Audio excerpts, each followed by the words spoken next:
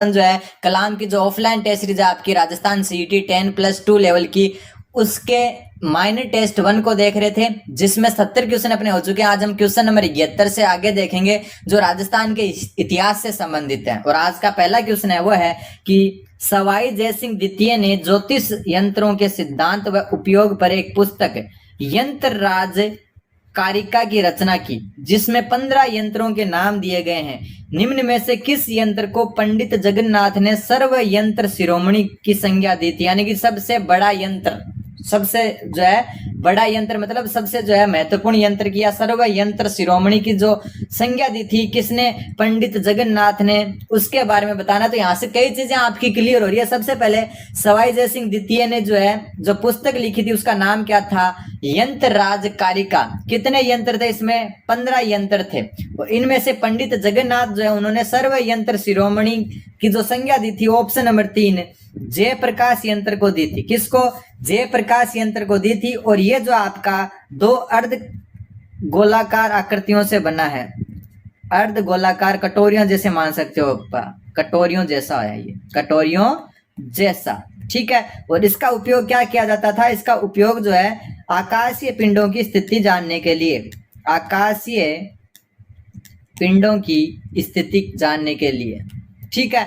तो इसको जयप्रकाश यंत्र को पंडित जगन्नाथ ने सर्व यंत्र जो आपका शिरोमणि की संज्ञा थी, ठीक है। स्मार्ट यंत्र क्या था? स्मार्ट जो है सम्राट यंत्र जो आपका था वो था पत्थर की एक घड़ी थी। ये अपन जो है देखते हैं ना जंतर मंत्र पर पत्थर की घड़ी, ये थी आपके सम्राट यंत्र। राम यंत्र क्या काम आता था? तो ये एक बड़ा दूरबीन था, ठीक है। क्या था? बड़ा दूरबीन। राशि वल्य क्या था? तो 12 राशियां होती है, तो 12 अलग अलग यंत्रों का समूह, 12 अलग अलग यंत्रों का समूह था ये, यंत्रों का समूह, ठीक है। ये आपको ध्यान में रखना है। 12 राशियों को बताने वाले जो है 12 जो है अलग अलग वलय थे जिनको राशि वलय कहते थे। राम यंत्र को दूरबीन और सम्राट यंत्र को जो आपका पत्थर की घड़ी है जो टाइम बताती है, वर्तमान में भी यही है, ठीक है, जंतर मंत्र पर। और जयप्रकाश यंत्र जो है पंडित जगन्नाथ ने सर्व यंत्र शिरोमणि की संज्ञा दी थी। एक बात और मैं बता दूं कि अपनी डेली 4:30 बजे जो है लाइव क्लास आती है, टॉपिक वाइज वो चल रही है, जिसमें अपन ने बहुत सारे टॉपिक कवर कर लिए। पिछले 2 दिन से वो क्लास नहीं आ पाई, आज और कल कुछ बिजी होने के कारण। अब कल से वापस स्टार्ट हो जाएगी। और जो टॉपिक आपके मैंने करवा दिया ना उन क्लासेज में, वो टॉपिक अगर आप कहीं भी टेस्ट सीरीज में देखोगे ना, किसी की भी टेस्ट सीरीज में, चाहे वो कलाम की ही क्यों ना हो, आपको सारे क्वेश्चन क्लियर होते नजर आएंगे। ये बात आप खुद देख सकते हो। तो डेली 4:30 बजे जरूर जुड़े।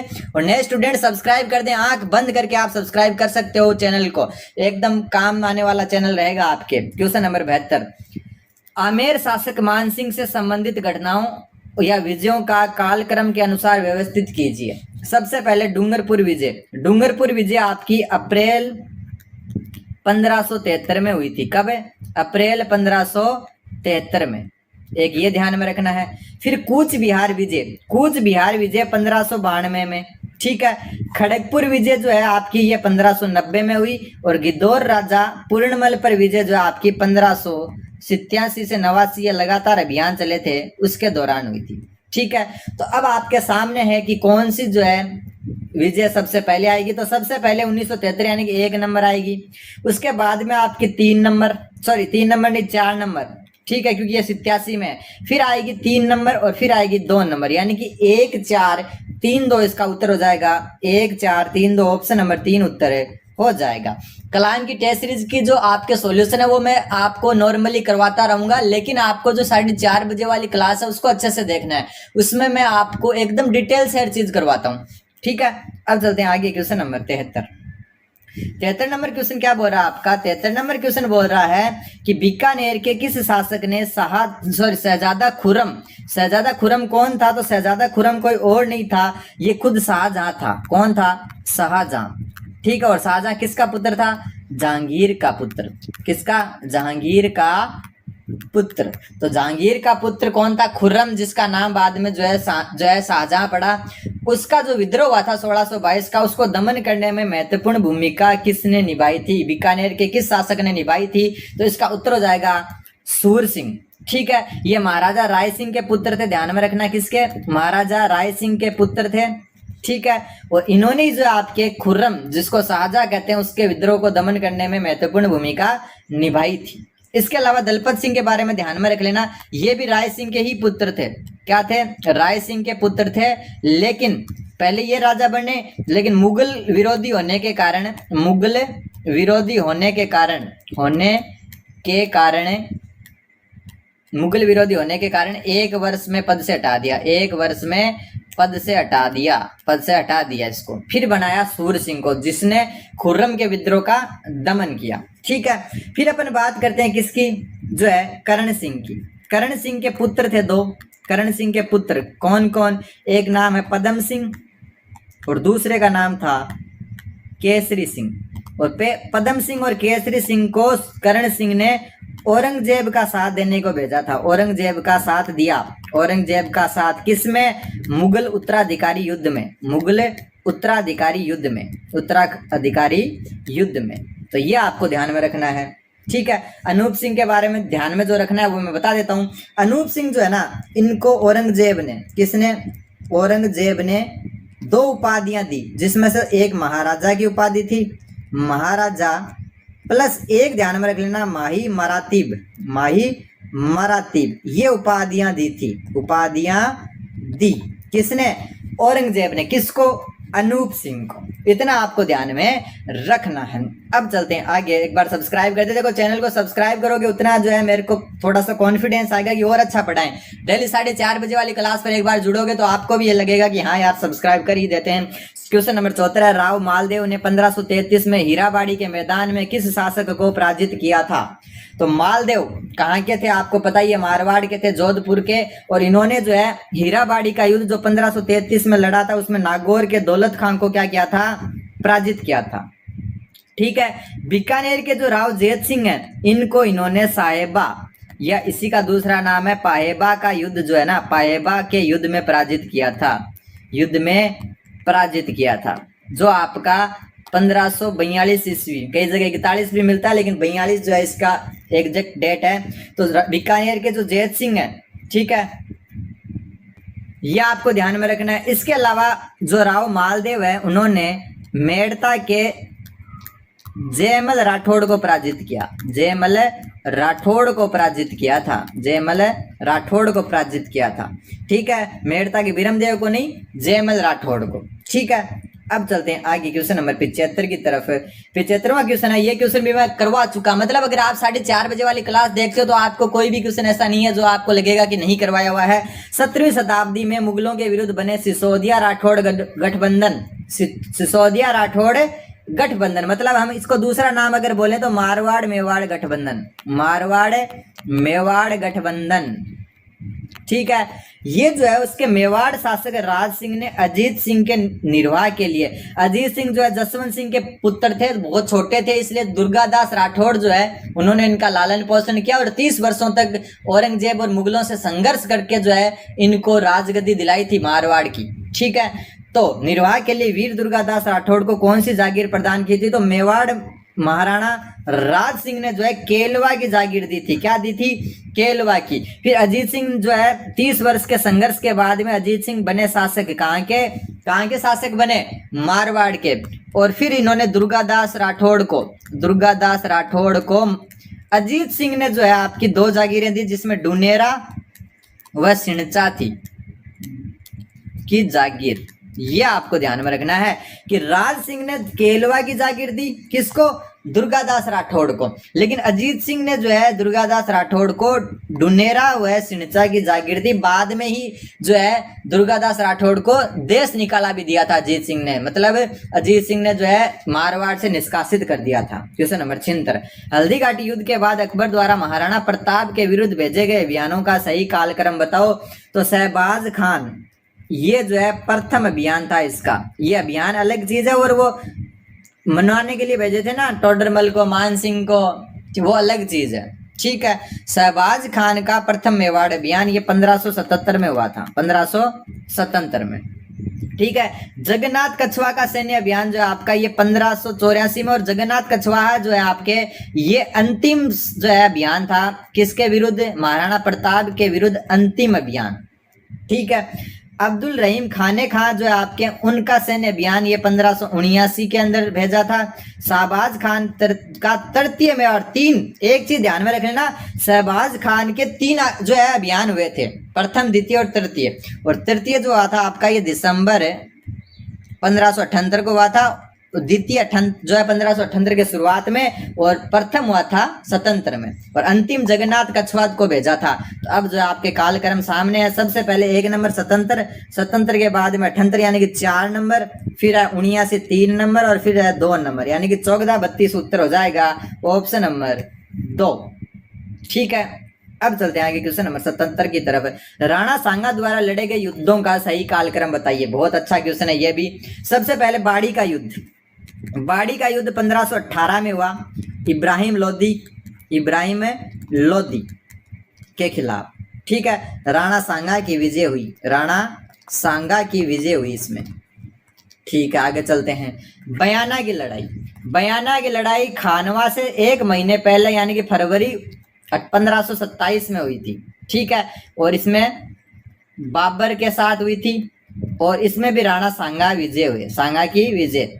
इसमें जो है ना तो राणा सांगा थे ना खुद बाबर थे, सेनाएं थी बस। ठीक है, छोटी मोटी जो है एक झड़प सी हुई थी बयाना भरतपुर में वर्तमान में। फिर गागरोन का युद्ध ये हुआ था 1519 में, 1519 में हुआ था। गागरोन के युद्ध में मालवा के शासक महमूद खिलजी द्वितीय को हराया था, महमूद खिलजी द्वितीय को राणा सांगा ने बंदी बना लिया था, बंदी बना लिया। ठीक है, फिर आपका हुआ खातौली का युद्ध 1517 में। ठीक है, और इसमें जो आपका इब्राहिम लोदी ही था, इब्राहिम लोदी की सेना थी। ठीक है, इब्राहिम लोदी की सेना, और राणा सांगा इसमें भी विजय हुए, राणा सांगा विजय हुए। ठीक है, और इसी खातौली के युद्ध में मीराबाई के पति जो भोजराज थे, भोजराज घायल हुए थे, राणा सांगा के पुत्र और मीराबाई के पति, जो बाद में उनकी मृत्यु हो गई थी। ठीक है, तो यह आपको ध्यान में रखना है। तो सबसे पहले कौन सा आएगा, देखो सबसे पहले आपको ध्यान में रखना है खातौली का युद्ध आएगा, खातौली के बाद में बाड़ी का, बाड़ी के बाद में गागरोन का, गागरोन के बाद में बयाना का। तो 31-42 उत्तर हो जाएगा ऑप्शन नंबर 3। ठीक है, इसके बाद में जो है मेन युद्ध था खानवा का युद्ध। कौन सा युद्ध था? खानवा का युद्ध की डेट याद रख सकते हो, 16 मार्च 1527, 1527, बाबर वर्सेज सांगा, बाबर वर्सेज सांगा। ठीक है, और इसमें आपके जो है बाबर की विजय हुई थी। इसमें किसकी विजय हुई थी? बाबर की हुई थी। और सर्वप्रथम तोफ खाने का प्रयोग हुआ था राजस्थान में, तोफ खाने का प्रयोग। और समझ में नहीं आया कि गोले बरस कहाँ से रहे हैं। ठीक है, अब चलते हैं आगे क्वेश्चन नंबर 78 की तरफ। मेवाड़ के उदारक राणा हमीर ने किस युद्ध में दिल्ली सुल्तान मोहम्मद बिन तुगलक की सेना को पराजित किया? मेवाड़ के उदारक राणा हमीर ने किस युद्ध में दिल्ली सुल्तान महमूद बिन तुगलक को पराजित किया? देखो अपनी जो क्लास होती है ना 4:30 बजे, उसमें मैंने जो क्लास कराई थी ना कि राणा हमीर को मेवाड़ का उदारक क्यों कहा जाता है, उसको जाके देखोगे तो इंटरेस्टिंग लगेगा आपको। लेकिन उसके लिए आपको चैनल को सब्सक्राइब करके वीडियो जाकर देखना होगा, लाइव सेक्शन में मिल जाएगा। लाइव वाली क्लास का सेक्शन अलग रहता है। तो मोहम्मद बिन तुगलक की सेना को पराजित किया था राणा हमीर ने, किस युद्ध में किया था? तो ये सिंगोली का युद्ध था, जो आपका 1336 में हुआ था। यहाँ से बहुत बार क्वेश्चन आया। तो सिंगोली का युद्ध राणा हमीर वर्सेज मोहम्मद बिन तुगलक, क्वेश्चन नंबर 79। चौहान शासक अर्णोराज के संबंध में सही कथन नहीं है, सही कथन नहीं है। सबसे पहले मैं बता दूं कि इन्होंने वराह मंदिर पुष्कर का निर्माण करवाया था। एक तो ये इंपॉर्टेंट बनता है, वराह मंदिर पुष्कर का निर्माण।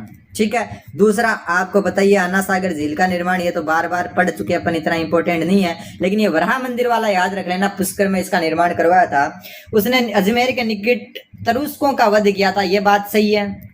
उसने मालवा के शासक नरवर्मा को हराया था, ये भी बात सही है। देवबोध तथा धर्मघोष उसके समय के प्रकांड विद्वान थे, ये बात ध्यान में रख लेना। देवघोष कई जगह देवबोध की जगह देवघोष भी लिखा था। देवघोष और धर्मघोष उसके समय के प्रकांड विद्वान थे, ये भी सही है। उसने 1150 में चालुक्य शासक कुमारपाल को पराजित किया था, तो यहां तक तो सही है।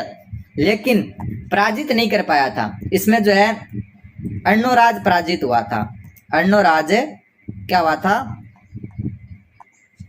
पराजित हुआ था। ये आपको ध्यान में रखना है। उत्तर हो जाएगा ऑप्शन नंबर 4। अगला क्वेश्चन, क्वेश्चन नंबर 80। 1228 ईस्वी में इल्तुतमिश का जालोर के किस शासक के साथ संघर्ष हुआ था? तो सबसे पहले मैं बता दूं, इल्तुतमिश जो है उसका उदय सिंह के साथ क्या हुआ था? संघर्ष हुआ था। किसका? इल्तुतमिश का। और एक नाम याद रख लेना, सामंत सिंह। कौन? सामंत सिंह। और सामंत सिंह के साथ हुआ था जलालुद्दीन खिलजी का संघर्ष। जलालुद्दीन खिलजी का संघर्ष, ठीक है। और एक आपका कौन सा नाम है? कानड़ देव। कानड़ देव। और कानड़ देव के साथ हुआ था अलाउद्दीन खिलजी का। अलाउद्दीन खिलजी का। तो अपने को कानड़ देव का तो बहुत पता है क्योंकि अपन राजवीर सर से और सबसे कहानियां सुनते आए हैं। लेकिन एक तो सामंत सिंह का ध्यान में रखना, जलालुद्दीन खिलजी और इल्तुतमिश के साथ 1228 में उदय सिंह का संघर्ष हुआ था। एक इनका जो है ना छोटा सा ही वंश रहा था, इसलिए जो है कालक्रम देख लेना। सबसे पहला शासक था कीर्तिपाल, ये कालक्रम से याद रख लेना। दूसरा था समर सिंह। क्या था? समर सिंह। तीसरा था उदय सिंह। कौन था? उदय सिंह। चौथा था चाचिंग देव। कौन सा था? चाचिंग देव। पांचवा था सामंत सिंह। कौन था? सामंत सिंह। और छठा था कानड़ देव। ये क्रम याद रख लेना। कानड़ देव के बाद कोई शासक नहीं बना, इनके पुत्र वीरम देव मारे गए थे युद्ध में, ठीक है। तो 1 2 3 4 5 6, ये 6 का नाम याद रख लेना। समर सिंह ऊपर है और सामंत सिंह नीचे है, ठीक है। अब चलते हैं क्वेश्चन नंबर 81 की तरफ। जाइन विजय। जाइन दुर्ग जो होता था ना, इसको रणथंबोर की कुंजी कहा जाता था। क्या कहा जाता था? रणथंबोर की कुंजी। कि अगर आपको रणथंबोर दुर्ग जीतना है तो जाइन को सबसे पहले जीतना होगा, ये उसकी चाबी है एक प्रकार से। तो जाइन विजय के बाद सेनानायक उलुग खान ने किस दूत के माध्यम से अलाउद्दीन खिलजी का संदेश हमीरदेव चौहान के पास भिजवाया? तो उलुग खान ने किस जो है दूत के द्वारा? तो मेहनलसी द्वारा। किसके?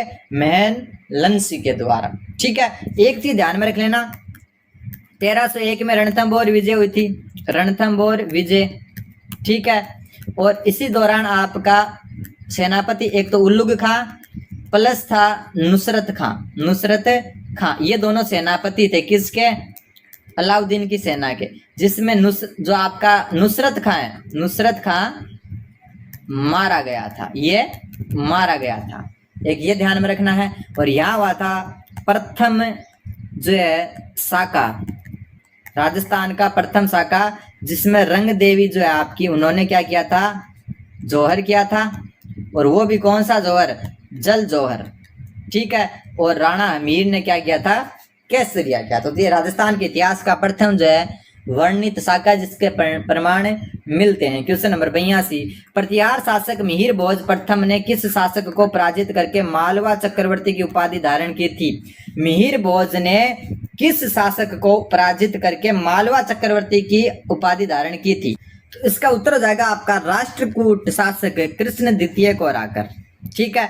मिहिर भोज जो आपके, इनकी अन्य 2 उपलब्धियां या उपाधियां जो है उनके बारे में मैं बता दूं। आदिवरा, एक तो क्या? आदिवरा, ठीक है। भगवान जो आपके विष्णु के अवतार वराह, जिनका ऊपर अपन बात करके है ना पुष्कर का वराह मंदिर, उनमें जो है इनकी आस्था होने के कारण खुद को इन्होंने आदिवरा कहा। दूसरी इनकी एक मुख्य उपाधि थी प्रभास, ठीक है। और प्रभास का जो उल्लेख मिलता है वो एक तो ग्वालियर जो प्रशस्ति है उसमें मिलता है, और एक मिलता है आपका दौलतपुर अभिलेख में। दौलतपुर अभिलेख में। तो ये आपको थोड़ा सा ध्यान में रखना कि प्रभास और आदिवरा किसकी उपाधियां थी? मिहिर भोज की। Question number 83। मंडोर के गुर्जर प्रतिहारों की वंशावली किस शासक से प्रारंभ होती है? गुर्जर प्रतिहारों की वंशावली किस शासक से प्रारंभ होती है? सबसे पहले हरिश्चंद्र जो है ये आपके गुर्जर प्रतिहार शासकों के संस्थापक थे। क्या थे? संस्थापक। रजिल जो है इनसे इनकी वंशावली प्रारंभ होती है, उत्तर 3 हो जाएगा। और नागभट्ट प्रथम सबसे प्रतापी शासक था। प्रतापी शासक, सबसे प्रतापी शासक था, ये आपको ध्यान में रखना है। और नागभट्ट प्रथम ने ही मंडोर से भीनमाल राजधानी लेके गया था। भीनमाल राजधानी, ठीक है। लेकिन मुख्य ध्यान में रख लेना, संस्थापक हरिश्चंद्र मंडोर के गुर्जर प्रतिहारों का। वास्तविक जो आपकी वंशावली प्रारंभ होती है वो कहां से? रजिल से। और सबसे प्रतापी शासक कौन था? नागभट्ट प्रथम। Question number 84। अब सभ्यताओं के 7-8 क्वेश्चन है आपके। इनको सभ्यताओं को अपन जो है अपनी लाइव क्लास में अच्छे से देख चुके हैं, तो मैं आपको नॉर्मली ही बताऊंगा सब कुछ, ठीक है। गणेश्वर सभ्यता के संबंध में असत्य कथन बताओ। इसकी जो सर्वप्रथम खोज 1972 में की गई थी रतन चंद्र अग्रवाल द्वारा, तो पहला ही गलत हो गया इसमें। ठीक है। एक यहाँ गणेश्वर से जो मर्द बांड मिले हैं वो गेरिक मर्द बांड मिले हैं। क्या मिले हैं? एक मिनट, गेरिक मर्द बांड। कौन से? गेरिक मर्द भांड मिले हैं गणेश्वर से। इसे पुरातत्व का पुष्कर कहा जाता है, बिल्कुल सही बात है। ताम्र युगीन सभ्यताओं की जननी भी कहा जाता है। यहाँ के मकान और बस्तियों के निर्माण में पत्थरों का प्रयोग हुआ है, इंपॉर्टेंट बनता है, बिल्कुल सही है। ये ताम्र युगीन संस्कृति का एक प्रमुख स्थल है, बिल्कुल सही बात है। और कांतली नदी के किनारे, ये अपन सब जानते हैं। अब देखो, अगर मर्द बांड की बात ही आ गई तो और मर्द बांड भी देख लेते हैं। जो आहड़ से मर्द बांड मिले हैं वो लाल काले रंग के हैं, लाल काले रंग के मर्द बांड, रंग के मर्द बांड के मर्द बांड। ठीक है, मर्द बांड मतलब मिट्टी के। ठीक है, कालीबंगा से क्या मिला है? कालीबंगा से आपके जो मर्द बांड मिले हैं वो ज्यामितीय अलंकरण से, ज्यामितीय, एक मिनट, ज्यामितीय अलंकरण वाले। ठीक है, जिसमें काला प्लस सफेद रंग है। ठीक है, ये मर्द बांड हो गए, मर्द बांड। ठीक है, फिर अगर अपन बात करें बेराट से, कहाँ से? बेराट से। तो बेराट से आपके धूसर रंग के मर्द बांड, धूसर रंग के मर्द भांड मिले। ठीक है, अब चलते हैं आगे क्वेश्चन नंबर 85 की तरफ। बालाथल, बालाथल कहाँ पर? आपका उदयपुर में। बालाथल स्थल कहाँ पर है? उदयपुर में। के बारे में निम्नलिखित कथनों में से असत्य कथन बताओ। सबसे पहले दुर्गीकरण के जो है पुरावशेष मिले। दुर्गीकरण का मतलब चारों तरफ प्राचीर टाइप से, ये बात बिल्कुल सही है। लोहा गलाने की 5 भट्टियां मिली हैं, बिल्कुल, बालाथल से लोहा गलाने की भट्टियां मिली हैं। हाथ से निर्मित कपड़े का टुकड़ा मिला है, बिल्कुल। देखो, बुने हुए कपड़े के अवशेष, बुने हुए कपड़े के अवशेष, और बुने हुए कपड़े के अवशेष कहाँ से मिले हैं? तो बेराट से मिले एक तो, और प्लस में बालाथल से, दोनों बे से नाम है, तो ये बात बिल्कुल सही है। तीसरी, इंडो सेसेशियन या सितेनियन सिक्कों का भंडार मिला, तो ये गलत है आपका। ये एक तो मिला है बेराट से और एक मिला है रेड से, और रेड कहाँ पर है? टोंक में, यहाँ से मिले हैं ये। ठीक है, और एक आपकी बागोर, बागोर कहाँ पर? आपकी भीलवाड़ा में। ये अपन जो अपनी लाइव क्लास है उनमें कवर कर चुके हैं, फिर भी बता देता हूँ। यहाँ से पशुपालन के साक्ष्य मिले हैं, पशुपालन के साक्ष्य। ठीक है, अब चलते हैं आगे क्वेश्चन नंबर 86 की तरफ। निम्नलिखित में से असत्य कथन बताना। इधर पुरातात्विक स्थल है, इधर उत्खनन करता है रंगमहल। रंगमहल सबसे पहले मैं बता दूं हनुमानगढ़ में है, घग्गर नदी के किनारे, और इसमें डॉक्टर नारिक है, उन्होंने उत्खनन किया, बिल्कुल सही है। रेड, रेड में मिले हैं पंचमार्क सिक्के। कहाँ क्या मिले हैं? पंचमार्क सिक्के, और ये टोंक जिले में है। और यहाँ जो आपके डॉक्टर केदारनाथ पुरी ने किया है, बिल्कुल किया है। फिर गणेश्वर, गणेश्वर में ऊपर ही अपन बात करके आ चुके हैं। आर.सी. अग्रवाल जो है, रतन चंद्र अग्रवाल मुख्य हैं, और एल.एम. लेसनिक जो है आपके गणेश्वर से संबंधित नहीं है, ये बागौर से संबंधित है। किससे? राजस्थान में बागौर से संबंधित है। और बागौर में वी.एन. मिश्र ने भी किया है, बिल्कुल, एक से अधिक कर सकते हैं, तो ये भी सही है।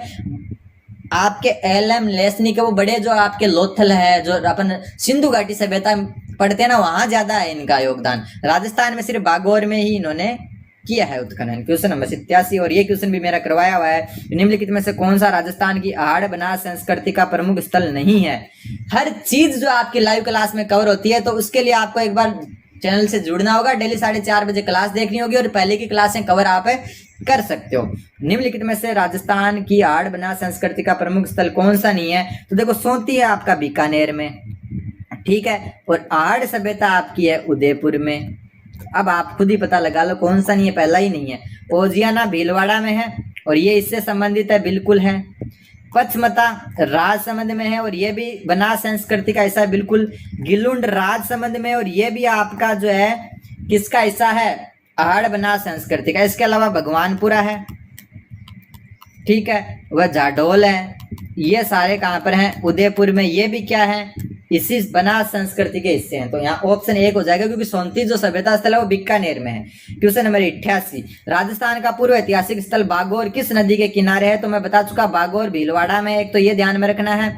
दूसरा, मेन यहाँ पर पशुपालन के साक्ष्य हैं, पशुपालन के साक्ष्य मिले हैं, ठीक है, पशुपालन के साक्ष्य। और पशुपालन के साक्ष्य होने के कारण यहाँ कसाई खाना भी मिला। ये चीज मैं क्लास में बता चुका, लाइव क्लास में। कसाई खाने के अवशेष, जहाँ पर पशुओं को काटा जाता है, उसके अवशेष मिले हैं। तो इसका उत्तर हो जाएगा कोठारी नदी, ऑप्शन नंबर 3। तो ध्यान में रखना, पशुपालन बागौर में, तो पशुपालन होगा तो कसाई खाना भी होगा। क्वेश्चन नंबर 89, बेराट, एक मिनट, बेराट जो आपका पूरा स्थल है जो आपका जयपुर में है, विराट नगर जयपुर, उसके संबंध में निम्नलिखित कथनों को पढ़िए और सही विकल्प को चुनिए। यहाँ से 8 पंचमारक मुद्राएं प्राप्त हुई है, ना कि 28, तो पहला गलत हो गया। विराट से मिली 28 मुद्राओं में 16 मुद्राएं, 28 जो पंचमारक तो 8 हुए, 28 मुद्राएं मिली हैं, जिनमें से 16 मुद्राएं इंडो ग्रीक शासक मिंडेसर की प्राप्त हुई है। तो ये आपको ध्यान में रखना है। तो केवल 20 सत्य इसमें उत्तर हो जाएगा, ऑप्शन नंबर 2। इसके अलावा ध्यान में रख लेना बेराट के बारे में, हुण शासक मिहिर कुल के आक्रमण के साक्ष्य, मिहिर कुल के आक्रमण के साक्ष्य मिले हैं एक तो यहाँ से, ठीक है। दूसरी इसकी जो है दयाराम साहनी ने उत्खनन किया था सबसे पहले, दयाराम साहनी ने। इसके अलावा नील रत्न बैनर्जी भी इससे जुड़े हुए हैं, ठीक है। इसके अलावा M.N. देश पांडे और कैलाशनाथ दीक्षित भी जुड़े हुए हैं, ये आपको ध्यान में रखना है। इसके अलावा यहाँ जो इसकी खोज सर्वप्रथम कैप्टन बर्ट ने की थी, किसने की थी?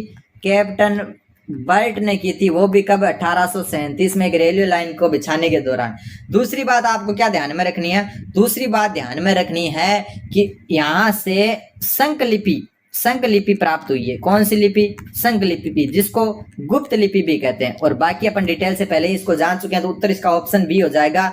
अब चलते हैं क्वेश्चन नंबर 90 की तरफ। उसके बाद में अपने जो है देखो हिंदी के क्वेश्चन स्टार्ट हो जाएंगे, हिंदी और इंग्लिश के क्वेश्चन कल मिल जाएंगे आपको, दोनों क्लास हैं। लेकिन उससे पहले आपको चैनल को सब्सक्राइब करना होगा और वीडियो को लाइक करें और 4:30 बजे डेली जुड़ना है। ये बात मैं बार बार इसलिए कह रहा हूं कि पिछले 2 दिन से अपनी क्लास नहीं हो पाई है किसी कारणवश, कल से वापस स्टार्ट हो जाएगी। कालीबंगा के बारे में निम्नलिखित में से कौन सा कथन सही है? कालीबंगा, अमलानंद घोष, ठीक है, 1952 में इन्होंने ये खोजी थी। कालीबंगा में 5 स्तर पर खुदाई हुई है, 5 स्तर पर जो है उत्खनन हुआ है, उत्खनन, ठीक है। यहाँ से एक साथ 2 फसलें उगाए जाने के साक्ष्य मिले हैं, बिल्कुल मिले हैं। भूकंप के साक्ष्य मिले हैं, भूकंप के साक्ष्य। कालीबंगा को तो अपन इतना पढ़ चुके हैं, सब याद हो गया अपने, ठीक है। यहाँ से प्राप्त जूते खेत के साक्ष्य प्राक हड़प्पा कालीन है, बिल्कुल सही बात है। खेत ग्रिड पैटर्न के अनुसार जोते जाते थे, ग्रिड मतलब इस हिसाब से जोते जाते थे, तो ये भी सही है। तो इसमें तीनों के तीनों ही सही है, ऑप्शन 2 उत्तर हो जाएगा। तो इसके कालीबंगा के बारे में डिटेल से आपको देखना तो आप जरूर जो है 4:30 बजे वाली क्लास को देखते रहें। अब अपन आगे जो है कल की क्लास में हिंदी को देखेंगे और इंग्लिश को देखेंगे। कल अपना ये पेपर पूरा हो जाएगा और कल -2 होगा, उसको अपन जो है सोमवार से स्टार्ट करेंगे। धन्यवाद।